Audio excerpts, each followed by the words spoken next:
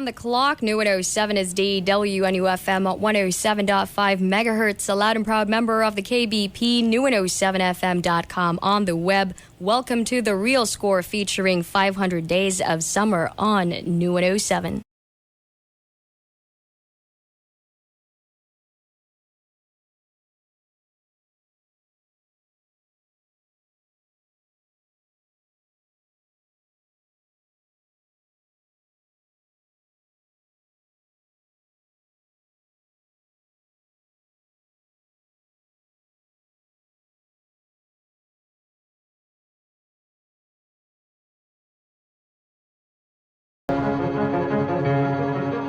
This is a story of boy meets girl.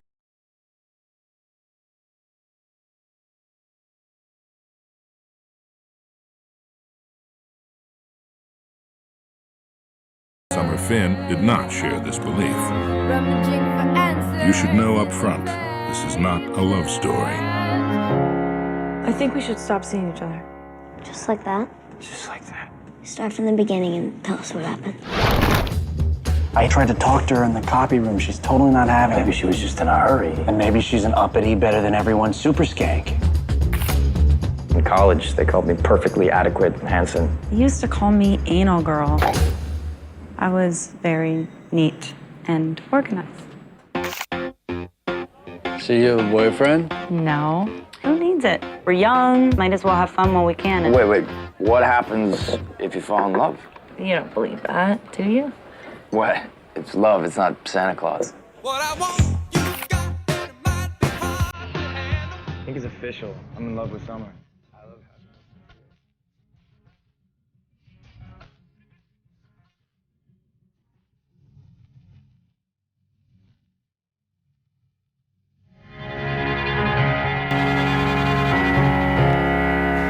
NU107, Regina Spektor with a song called Us from 500 Days of Summer, a film that came just recently last year. It's a romantic drama comedy film, and of course I've got with me joining me for today's episode Jay, our very own Jay, to talk about this film that made a lot of, should I say, single people a little bit people, yes, cry and feel a little bit possibly melancholic and things like that. For anyone who's been through ups and downs of relationships, I think this movie really spoke to a lot of people. I think because for a long time, our generation, like the 20-somethings who are living and working in the world today, we're looking for our own kind of Annie Hall. A lot of people compared it to Annie Hall because in the 70s, that was a big theme among 20-somethings, relationships and the pitfalls and how you deal with that. Annie Hall spoke to a generation in the 70s, and then in the 90s for 20-somethings there was Cameron Crowe's Singles, in 1992. And I think we were sort of looking for our own kind of film that spoke to us specifically about what we were going through in relationships, and that's what we found in 2009 when the movie came out. And a lot of the strength of this film really came from the two lead roles. Definitely. And, of course, the writing as well. And that's why they actually got 3 wins for Best Screenplay and Screenwriter of the Year as well. That went out to Scott Neustadter and Mychael H. Weber, who are responsible for the dialogue in the film. And, the style of the film is one of those films that where you see a number, and then it basically is a scene that introduces a title card showing which of the 500 days, that event was happening. And I think that was kind of gave that artistic feel to the movie. And of course it stars Joseph Gordon-Levitt. He's been in a lot of movies, but predominantly he was in TV. Right. So he also stopped for school. So he went to Columbia University for a while and then went back to acting. And of course, Zooey Deschanel, who is the current wife of Benjamin Gibbard from Death Cab for Cutie. Yeah.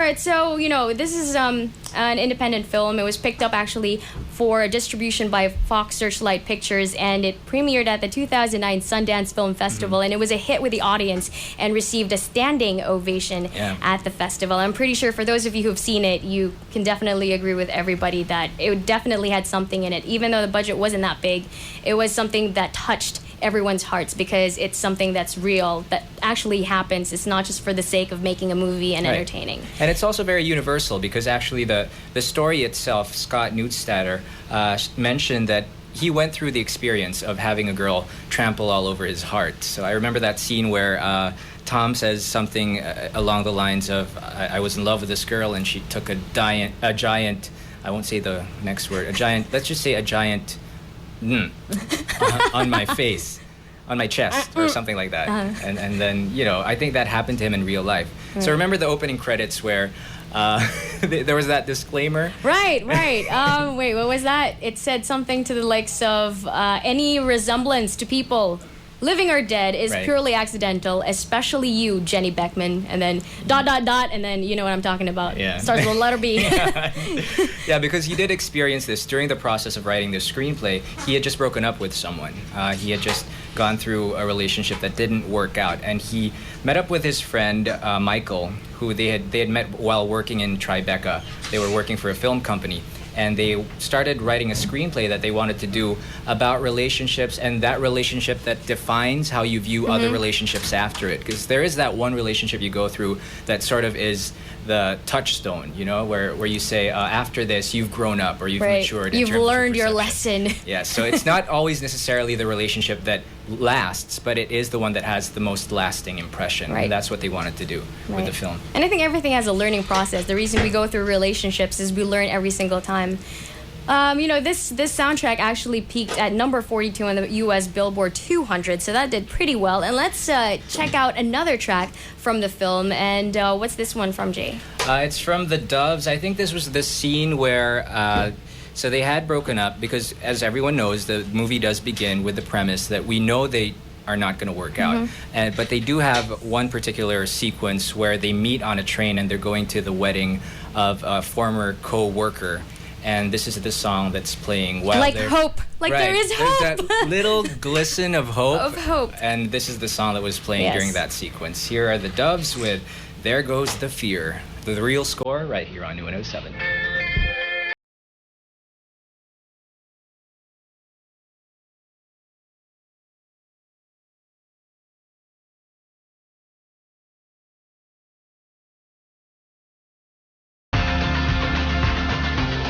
NU107 Doves, There Goes the Fear from 500 Days of Summer. You're still with me, Roanna, and Jay here on the booth to talk about the film that made a lot of us feel. Whether it was feel joy or sadness, probably a mix of all of those things. And I actually have somebody on YM, John Mark Arcelia, who says, when I watched the movie, I was like, what the hell? How the hell did they base the Tom's character on my life? And laughed. Anyways, I'm pretty sure a lot of us probably might have said that at one point or another during the film. He says, I love Zoe's blue eyes in the movie. My favorite line would be from Paul, where he says, Robin is better than the girl of my dreams. She's real. So you're a realist. You know what? I think we can play an audio clip of that later on just to entertain you even more. But I want to know, are you a Tom or a Summer? I would like to think I lean more towards the Summer, but there is a good possibility for me to, bend slightly more in the future towards the Tom. Yeah. I think that I've been both in my life. I think that throughout every relationship, you can either be the one who gives too much or the one who holds back too much. I think it's really difficult to balance it, where it's in the middle and you're just a little bit of both. So, we all have personalities, and most people, I think, actually attract the opposite. So I think that's precisely why it was doomed to begin with. Not to say that it wasn't romantic, them going through the whole ups and downs and the whole flirting process. It was really romantic and you got swept up. But, to begin with, they had really opposing philosophies on relationships. Remember when they met at that karaoke bar when all the office people were there, and he was saying that he believed in love, and she said that it was just fantasy. That was already a sign. Yeah, that was already a sign. Back away. Yeah, Do not get hurt. Back away if you don't want to. All right, you know what? Before we go to our next song, let's first take a quick break, and we'll be back with another track from. This one is from Hall and Oates. Keep it locked in. What? One concert. One party. One night only. with American legend band Boys Like Girls, live in Manila. Back to back with the biggest house brand. We're getting away with it all messed up. And Candy. We're caught in the moment and it feels so. We're going to rock your world. Boys Like Girls, live in Manila. Back to back with Hand Candy. Together with DJ John Boy Lee and Peyton live on vocals. January 27, Wednesday at the SMX Hall. For ticket and VIP, call TicketNet at 911-5555. Or Ticket World at 891-9999. For premium VIP, call Big Fish at 632-7762 or 634-8238. Or log on to www.bigfishmanila.com. This is a once-in-a-lifetime chance. One party for one night only from Big Fish. Work hard, party harder. Have you heard? I've discovered a new kind of hits. Sobrang lakas pare, kakaibang tama talaga. Now I can't stop myself. I have to do it every day. Listen to Red Horse Beer Extra Strong Hits, that is. Jeez, what were you thinking? Red Horse Extra Strong Beer presents the meanest, loudest, and strongest hour on radio today. Red Horse Beer Extra Strong Hits. Extra Strong Hits. We're talking about gut-wrenching, mind-blowing, and absolutely through-the-roof most in-demand rock tracks you can ever imagine. Burning up your stereos from Monday to Saturday, 7 to 8 in the evening. For a different kind of kick. It's all happening here, only from the pioneers of rock. Red Horse Extra Strong Beer, ito ang tama, and NU107. I think technically the girl of my dreams would probably have like a really bodacious rack, maybe different hair. Probably, she'd probably be a little more into sports. But truthfully, Robin's better than the girl of my dreams.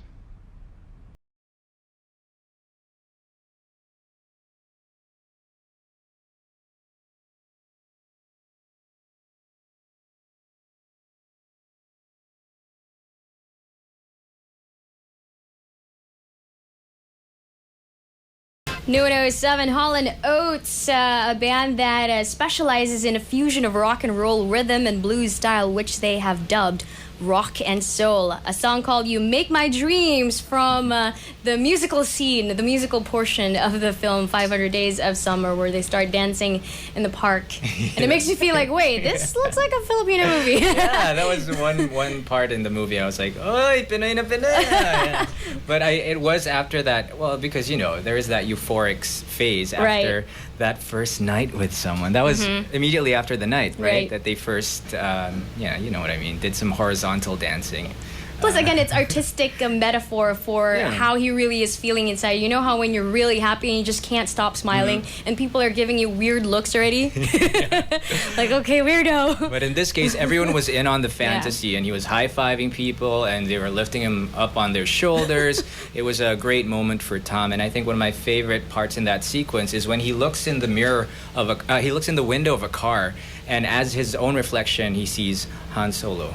Instead of his own image. And I was like, so he's feeling like a totally cool, attractive dude. He's feeling good about moment. himself.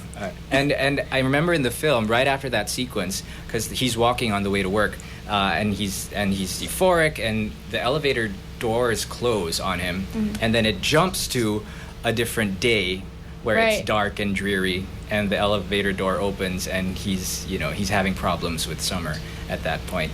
I think the nonlinear narrative is a really interesting and effective way to tell a story about relationships, because you know how when you're in a relationship, it's usually up and down. It's up and down, and right after, you try to figure out if a relationship fails, you try to figure out which point in the relationship, you try to pinpoint where it went wrong, which is why you go back and forth. Was it this moment? Was it that moment? Keep analyzing and reanalyzing what went on. Because you really have to deciphering codes, and you have to break it down so you can piece together the real truth of where your relationship went wrong. So I guess that was an effective way for the screenwriters to do that. So are we gonna? Yes, we've got another song. Asal on YM says, I think I'm a Summer. After watching the movie, I felt strange. I became sad. I still love the movie though, but it made us realize that we cannot always live in fantasy. So yes, you are a Summer if you were saying that. It's true. So, all right, let's go and check out the next track. This is from Megan Smith, and it's called Here Comes Your Man. You're on the Real Score featuring 500 Days of Summer with Roanna and Jay on NU107.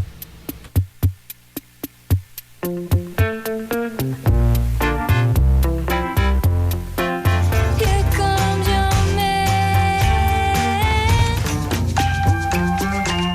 NU107, that was Here Comes Your Man by Megan Smith, and that track didn't actually appear during any particular scene in the movie, but Joseph Gordon-Levitt as Tom did sing that karaoke bar during that first night that they got to know each other.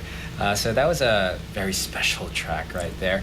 And the screenwriters actually explained in an interview that the interviewer asked them if they really chose or had control over the music that was featured. They actually wrote the script with the intent to include certain songs. Certain songs. They already had certain songs in mind because they felt that, you know, when you go through a relationship, you do have songs that kind of mark certain times. You know, you always have a song that you first danced to, Right. the song that was playing when maybe you the met. soundtrack of your love story. Yeah. So it only makes sense that when they wrote the screenplay, they already had certain songs in mind. So they would just cue, in their script, it said, you know, cue this particular track. Right. And they really selected it very carefully. Although for the karaoke scene, the Sugartown song that Zooey Deschanel sang, she actually got to choose that. Yeah. So. And that's another thing they were saying. The screenwriter said, along with director Mark Webb, it was really a collaborative effort. Everyone had so much input that they could include in how the film would progress creatively. I guess that's a part of being in an independent film, True. where everybody really is, you know, passionate about it. I guess that's sometimes probably the disadvantage of being in a big budget film where a lot of people are there for the money more than for the passion of it. So, you know, with independent films, it might not be all the digital effects and all the costumes, but you can tell from everybody's devotion and passion to the film, and it goes because, you know, it shows because at the end of the film, you can really tell that everybody put a lot of effort into it. It becomes a labor of love because Yes. everyone knows that they're not doing it for the money. They're doing it for an end product that everyone's satisfied with, and they all have a vision that they share, and it's common and it's uniform. So that's something that I think is missing in a lot of mainstream Hollywood fare these days. Because I don't remember any recent romantic film that really struck a chord with me as much as this movie did over the past couple of years. I can't recall any particular one. Can you? No, not really. I guess because, again, it targets the deepest, innermost emotions that we have that we don't usually just blurt just to anyone. So these are, you know, thoughts that we have. And if you watch a movie where you feel, how come these people are, you know, talking about the things I talk about in my head when I have my mental conversation with myself. So I guess that's why it really has that personal touch to every audience, because we're all people and we all fall in love or fall out of love or get our hearts broken. So it's definitely something that we all can relate to. I mean, if you're watching like a spy movie or James Bond, I mean, okay, I want to relate to that, but I'm not really, you know, I don't even know how to shoot guns, so it's, in the way that films can be a sort of escapism, but also when they tap into actual life, because it is based on a story that one of the screenwriters went through in his own personal life, it becomes more effective, I think. A lot of people could relate to it because he went through it himself, so that he was able to better articulate it to the screen. Right. Yeah. Okay, up next, we've got a track that I believe was heard during the office scene. I think so. Right? It was when they were having that party. Trying to remember. I think it is the one where they were all banded together, and then Tom and Summer were talking about why he became a greeting card writer instead of an architect, and that was their first initial really conversation. Yeah. So that's from the Black Lips, who actually, this band have a reputation for doing crazy live shows that include a lot of things. I'll just mention some. Some are probably too profane to mention on air, but some of them are, for example, you know, they'd perform nude, or they'd start kissing audience members who go on stage, start kissing each other. There's actually, you know, if you don't believe me, go on Wikipedia or Google it up and you'll be able to see it for yourself. And I'm pretty sure even if I wasn't really into the music, I'd be like, whoa, Okay, Now my that- money is well worth for my tickets. I don't see this every day. All right, here it is. It's Bad Kids.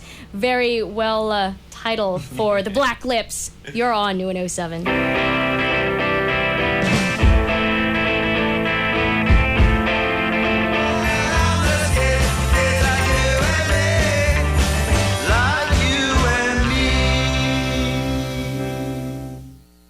NU107 and the Bad Kids with Black Lips right there. You're on the Real Score featuring 500 Days of Summer. I have someone on the text line who goes by the name Franciscus, who says he's been struggling to remember the band that originally performed Here Comes Your Man, and that's the Pixies. The Pixies, yeah. The Pixies originally. From their album Doolittle, way back, I think it was 1989. That was also a thing that I noticed, like Hall & Oates was all the way back in the early 80s as well. Right, it's got a lot of 80s new wave as well. Yeah. You've got a lot of the Smiths in there as well, so the feel is very kind of retro but current at the same right. time. Even the clothes Right, I that was Zoe just about to say. Deschanel wears is Yeah. very, it seems kind of 60s at times, and then at times it's a little bit more 50s. So even her hair with the ribbons and the ponytail, I mean, you don't see a lot of, Right. women doing that nowadays. Because I think it seems more romantic in a sense. If The you girly. Right. But then there's the twist.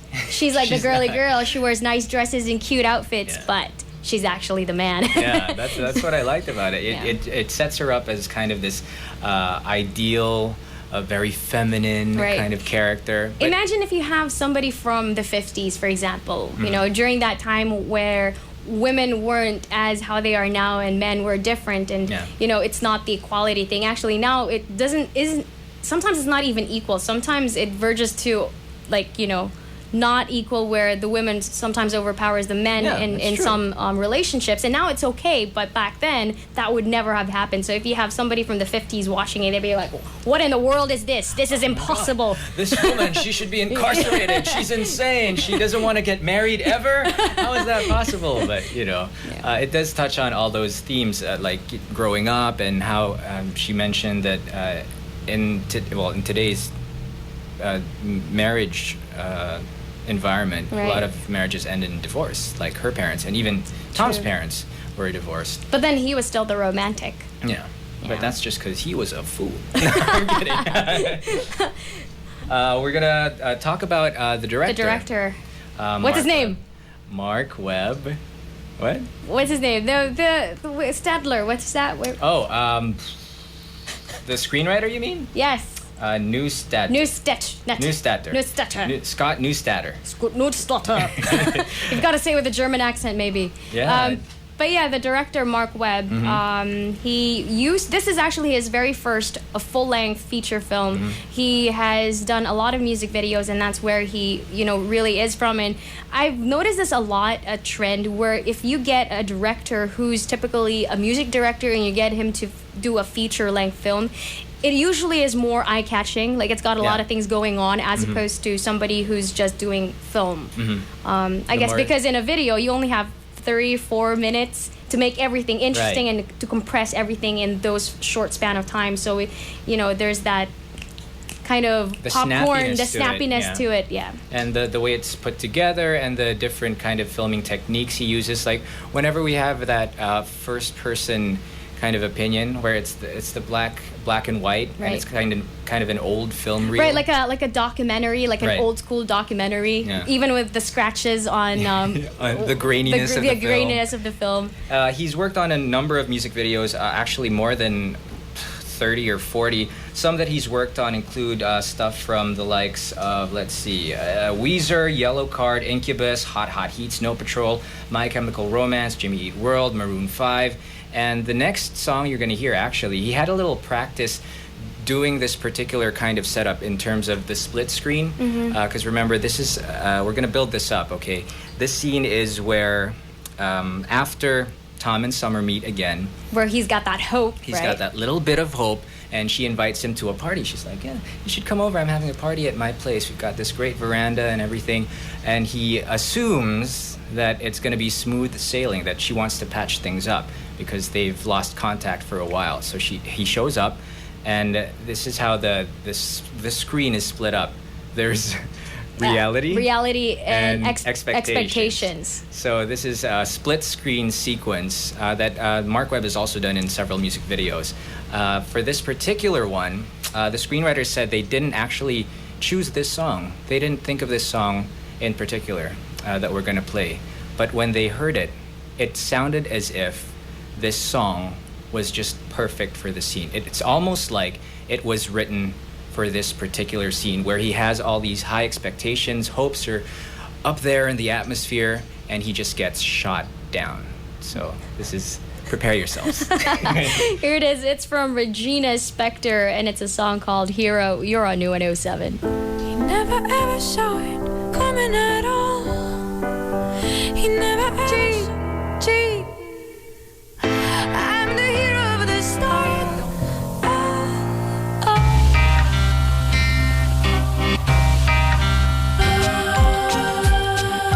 NU107 Feist Mushaboom right there. And you're with Roanna and Jay here on NU107 for the Real Scores episode featuring 500 Days of Summer. It's a great film if you haven't seen it. I think the DVD release is sometime in March. I'm not really sure if it's going to be here that soon, but I think it's going to be released in January, February in the US and the UK. So grab a copy if you can.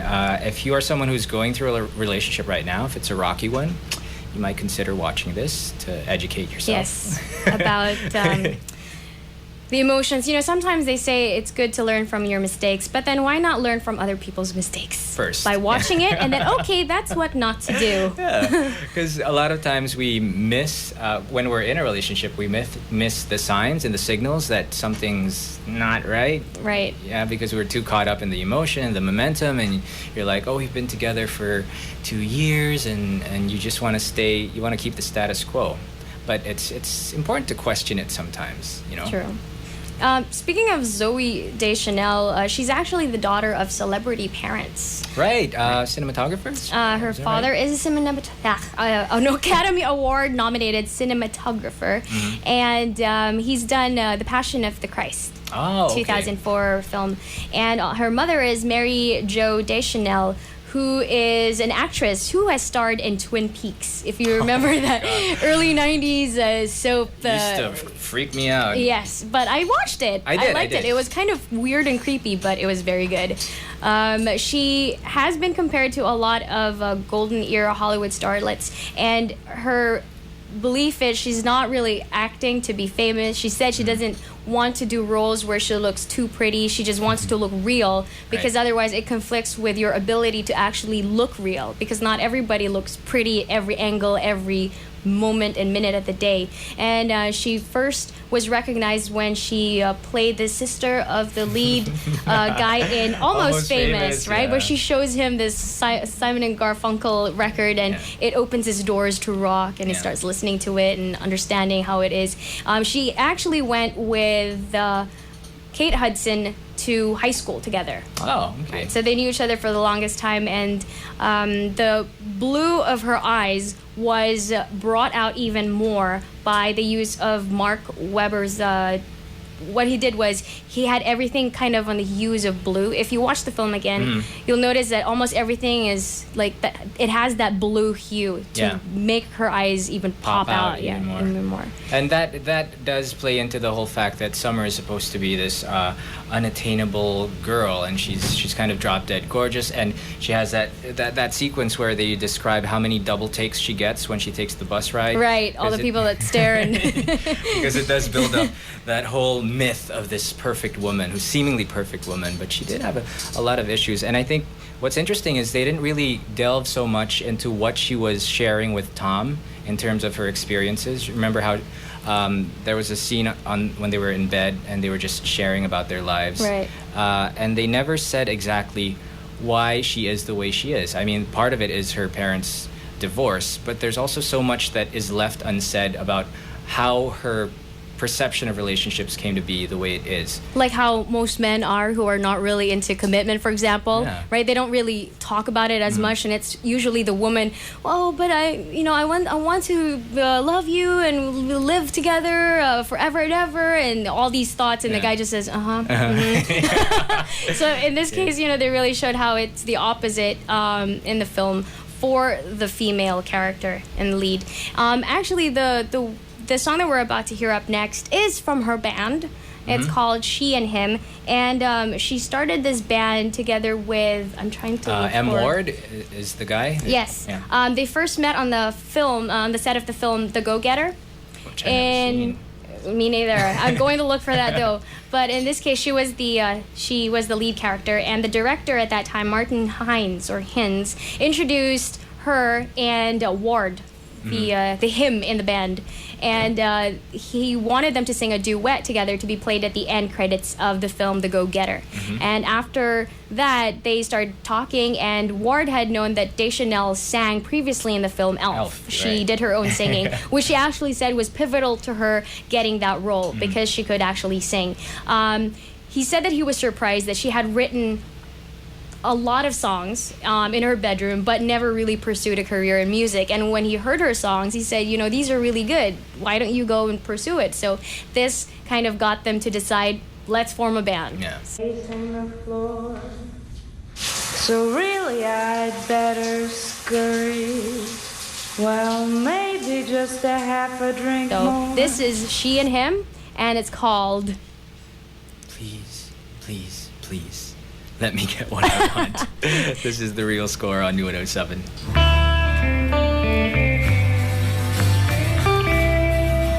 Good times for a change. See the luck I've had can make a good man turn bad. New 107. New 107. For a million fans to scream your name, you work until you scream for rest. For every great scene you give, you take on the pressure. You want to be in the spotlight, you gotta stand the heat. For Ding Dong Dantes, only Clear's coolest anti-dandruff shampoo will do.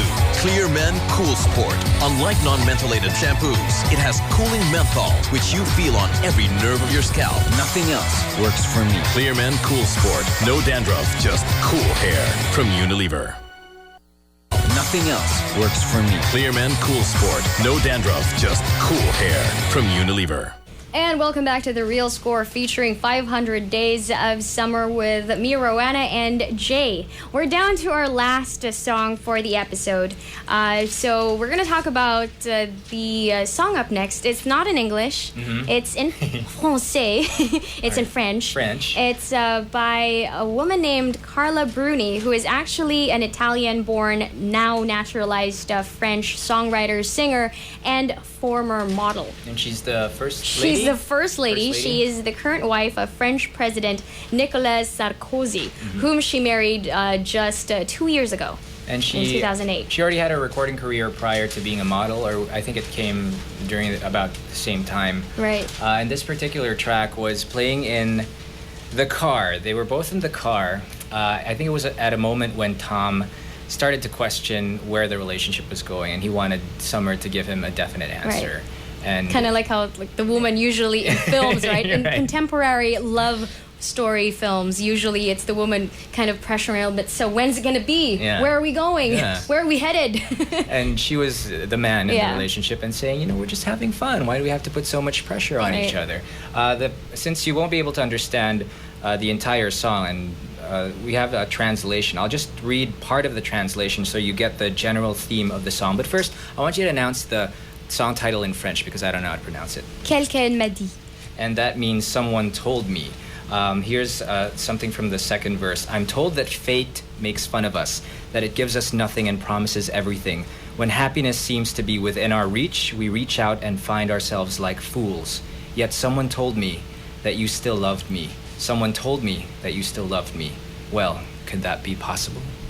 And that's it. Oh, well, that's the song. Oh, before we go to that, the budget of the film we were talking about earlier, of course, it's an independent film, so it wasn't much. It's actually so far the lowest budgeted film that I have ever featured here on The Real Score. The budget was only 7.5 million. And it's gone on to make 46 million. So it made a lot of money. So I'm pretty sure all those people who put a lot of effort and passion and dedication into making the film all are just saying, see, that's what happens when you actually do something you're passionate about. And that you it pays in the believe end. Yeah. Yes. So here's the track. Here's the track. It's by Carla Bruni, Quelqu'un m'a dit, French song. And thanks, guys, for tuning in to The Real Score. Add The Real Score on your Facebook account. Just search for The Real Score, REEL. This is Roanna, and joined with Jay. Curtains down and fading out on NU107. On me dit que nos vies ne valent pas grand-chose. Elles passent en un instant comme fanent les roses. On me dit que le temps qui glisse est un salaud, que de nos chagrins...